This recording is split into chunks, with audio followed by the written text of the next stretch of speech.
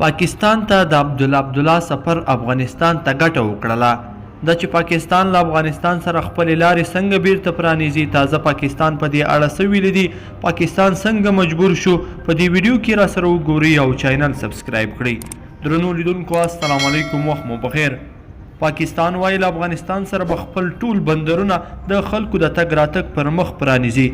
د افغانستان لپاره د پاکستان ځانګړي استازي محمد صادق په تازه ټویټ پیغامونو کې ویلي دي چې د کرونا وایرس د پراختیا له امله له افغانستان سره پولې د خلکو د تګ راتګ پر مخ تړل شوې وي، خو اوس تازه پریکړه شوې چې د سې شنبې، چهارشنبې او پنجشنبې په ورځو کې به خلک له دې لارو تګ راتګ کولی شي. هغه ویلي چې د تورخم په ګډون ټولې لارې د پلیو وګړو د تګ راتګ لپاره پرانیستې دي. پاکستان په دې وروستیو کې د کرونا د پراختیا له امله د تګ راتګ لارې د خلکو پر مخ تړلې وي چې له امله یې دواړو خواو ته پراته افغانان له سختو ستونزو سره مخامخ شوي وو. لیدونکو په دې هیله چې دا د خوشحالۍ خبر به مو تر پایه راسره لیدلی وي.